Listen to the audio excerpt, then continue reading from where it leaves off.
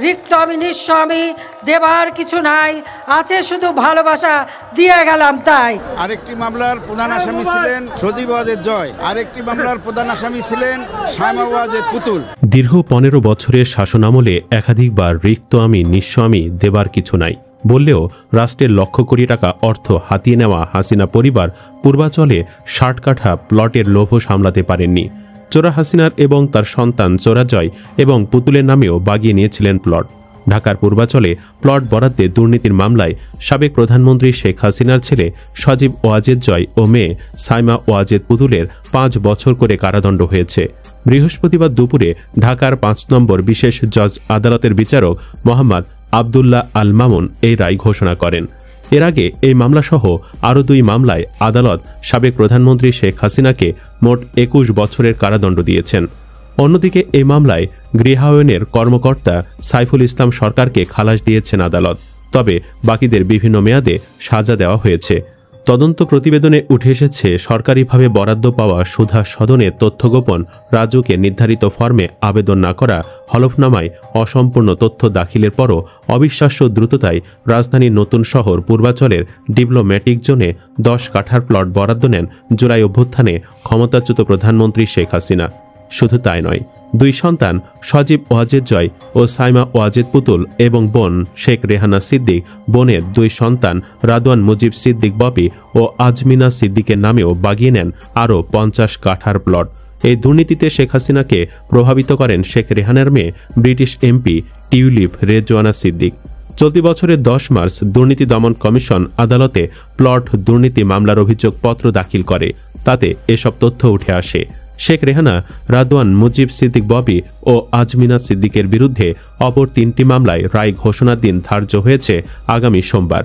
Plot বরাদ্দ পাওয়া এই ৬ জন ছাড়াও মোট ৪৭ জনকে এই ৬টি মামলায় আসামি করা হয়েছে। রাজুকের কর্মকর্তা খুরশিদ আলম ছাড়া বাকি সব আসামি বর্তমানে পলাতক আছেন। এদিকে পুতুলকে দেশে ফিরিয়ে সাজা কার্যকরের দাবি তুলেছেন দেশের সাধারণ মানুষজন। মাহমুদ নামে একজন লিখেছেন, পিলখানা গণহত্যার প্রধান কুশীলব জয়।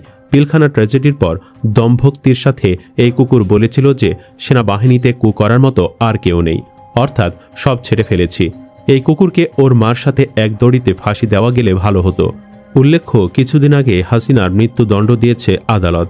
তিনি বর্তমান ভারতে রয়েছেন। চোরা হাসিনার মেয়ে পুতুলও রয়েছেন ভারত। অন্যদিকে আমেরিকায় রয়েছেন জয়, যদিও ৩ জনের একজনও ভালো নেই এই মুহূর্তে। বিশ্ব স্বাস্থ্য সংস্থা এর দক্ষিণ পূর্ব এশিয়া অঞ্চলের আঞ্চলিক পরিচালক সাইমা ওয়াজেদ পুতুলকে অনির্দিষ্টকালে ছুটিতে পাঠানো হয়েছে। ১১ জুলাই থেকে এই সিদ্ধান্ত কার্যকর হয়েছে বলে সংস্থার মহাপরিচালক টেডরস আধানম গেব্রিয়েসুস এক অভ্যন্তরীণ ইমেলে কর্মীদের জানিয়েছেন। অর্থাৎ চাকরি থেকে বরখাস্ত করা হয়েছে এই চোরাকে। সাইমা ওয়াজেদ পুতুল বাংলাদেশের সাবেক প্রধানমন্ত্রী শেখ হাসিনার মেয়ে। তার বিরুদ্ধে দুর্নীতি দমন কমিশন জালিয়াতি, প্রতারণা ও ক্ষমতার অপব্যবহারের অভিযোগে গত মার্চে ২টি মামলা করে। এসব অভিযোগের ৪ মাস পর তাকে দায়িত্ব থেকে সরানো হয়। গেব্রিয়েসুস জানান, সাইমা ওয়াজেদের অনুপস্থিতিতে ডব্লিউএইচওর সহকারী মহাপরিচালক ডাক্তার ক্যাথরিনা বোহেমে ভারপ্রাপ্ত হিসাবে দায়িত্ব পালন করবেন। ২০২৪ সালের জানুয়ারিতে ডব্লিউএইচওর আঞ্চলিক পরিচালক হিসাবে দায়িত্ব নেন পুতুল। তবে তার মনোনয়ন প্রক্রিয়া শুরু থেকেই বিতর্কিত ছিল। অভিযোগ রয়েছে, তার মা তৎকালীন প্রধানমন্ত্রী শেখ হাসিনার প্রভাব খাটিয়ে তাকে পদে বসানো হয়। দুদকের মামলার অভিযোগপত্র অনুযায়ী পুতুল তার শিক্ষাগত যোগ্যতা নিয়ে ভুয়া তথ্য দিয়েছেন। বিশেষ করে বঙ্গবন্ধু শেখ মুজিব মেডিকেল বিশ্ববিদ্যালয়ে অনারারি পদে থাকার দাবি করেন, যা বিশ্ববিদ্যালয় কর্তৃপক্ষ অস্বীকার করেছে। অভিযোগগুলো বাংলাদেশ দণ্ডবিধির ৪৬৮ ধারা প্রতারণার উদ্দেশ্যে জালিয়াতি এবং ৪৭১ ধারা জাল দলিল লঙ্ঘনের আওতায় পড়ে। এছাড়া তিনি সূচনা ফাউন্ডেশনের সাবেক প্রধান হিসেবে বিভিন্ন ব্যাংক থেকে প্রায় ২.৮ মিলিয়ন মার্কিন ডলার অনিয়মিতভাবে গ্রহণ করেন বলে অভিযোগ রয়েছে। এই অভিযোগ দুর্নীতি প্রতিরোধ আইন ১৯৪৭-এর ৫(২) ধারা এবং দণ্ডবিধির ৪২০ ধারার প্রতারণা ও ক্ষমতার অপব্যবহারের আওতায় পড়ে। এই মামলাগুলোর পর থেকে পুতুল কার্যত দক্ষিণ পূর্ব এশিয়া দেশগুলোতে সফর করতে পারছেন না, কারণ বাংলাদেশে তার বিরুদ্ধে গ্রেফতারি পরোয়ানা জারি রয়েছে। এদিকে হাসিনা, পুতুল এবং জয়কে দেশে ফেরাতে আন্তর্জাতিক আদালতের শরণাপন্ন হচ্ছে বাংলাদেশ, জানিয়েছেন আইন উপদেষ্টা আসিফ নজরুল।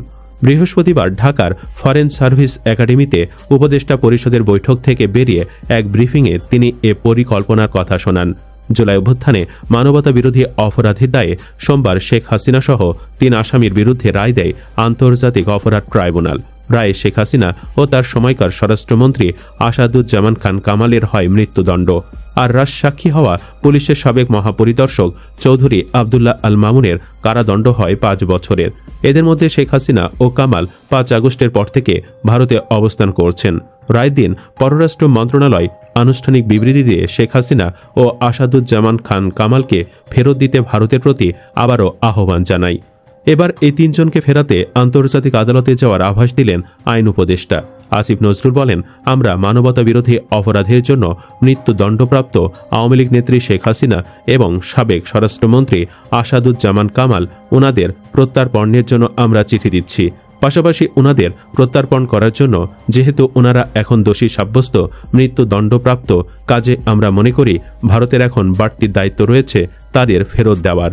আইন উপদেষ্টা বলেন, বাংলাদেশের মানুষের বিচারের আকাঙ্ক্ষা সেটা পূরণ করার জন্য এই দায়িত্ব পালনে ভারত যেন আমাদের সঙ্গে প্রত্যার্পণ চুক্তি অনুযায়ী তার বাধ্যবাধকতা পালন করে, সেজন্য সেটা স্মরণ করিয়ে দিয়ে ভারতকে আমরা চিঠি দিচ্ছি।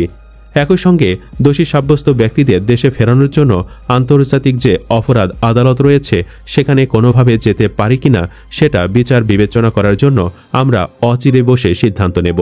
ব্রিফিংয়ে এক সাংবাদিক প্রশ্ন করেন, আপনারা কতটুকু আশাবাদী? উপদেষ্টা জবাব দেন, আপনার প্রশ্নের মধ্যে যতটুকু আশাবাদ আছে ততটুকুই আশাবাদী আমরা। সোমবারের রায়ের পর থেকে শেখ হাসিনার প্রত্যার্পণের বিষয়টি নতুন করে আলোচনায় আসে। বুধবার এ নিয়ে কথা বলেন তার ছেলে সজীব ওয়াজেদ জয়। যুক্তরাষ্ট্রের ভার্জিনিয়া থেকে ভারতীয় বার্তা সংস্থা ANI-কে দেওয়া বক্তব্যে তিনি বলেন, শেখ হাসিনাকে প্রত্যার্পণের যে অনুরোধ ঢাকা করেছে নয়াদিল্লি তা গ্রহণ করবে বলে তিনি মনে করেন না। বাংলাদেশ ও ভারতের মধ্যে আসামি প্রত্যার্পণ চুক্তি থাকায় শেখ হাসিনাকে ফিরিয়ে দেওয়ার দাবি 2 দেশের কূটনৈতিক সম্পর্ককে বড় ধরনের পরীক্ষায় ফেলেছে বলে বিশ্লেষকদের ভাষ্য। তবে ভারত যে বিষয়টিকে একেবারে ফেলনা মনে করছে তাও কিন্তু নয়, কারণ ক্ষমতাচ্যুত প্রধানমন্ত্রী শেখ হাসিনাকে ফেরত চেয়ে বাংলাদেশের দেওয়া চিঠি পরীক্ষা করে দেখছে ভারত। বুধবার ভারতের পররাষ্ট্র মন্ত্রণালয়ের মুখপাত্র রণধীর জয়সওয়াল রাজধানী নয়াদিল্লিতে সংবাদ ব্রিফিংয়ে এ কথা বলেছেন। ব্রিফিংয়ে এক সাংবাদিকদের প্রশ্নের জবাবে জয়সওয়াল বলেন, চলমান বিচারিক ও অভ্যন্তরীণ আইনি প্রক্রিয়ার অংশ হিসেবে অনুরোধটি পরীক্ষা করে দেখা হচ্ছে। আমরা শান্তি, গণতন্ত্র, অন্তর্ভুক্তি এবং স্থিতিশীলতা সহ বাংলাদেশের জনগণের সর্বোত্তম স্বার্থের বিষয়ে অঙ্গীকারবদ্ধ। এ লক্ষ্য অর্জনে আমরা অব্যাহতভাবে সব অংশীজনের সঙ্গে গঠনমূলকভাবে যুক্ত থাকব। নয়াদিল্লিকে দেওয়া চিঠির বিষয়ে পররাষ্ট্র উপদেষ্টা মোহাম্মদ তৌহিদ হোসেন বলেন, শেখ হাসিনাকে ফেরত চেয়ে পাঠানো চিঠির জবাব এখনও আসেনি। দুপুরে পররাষ্ট্র মন্ত্রণালয়ে সাংবাদিকদের প্রশ্নের জবাবে তিনি এ খবর জানান।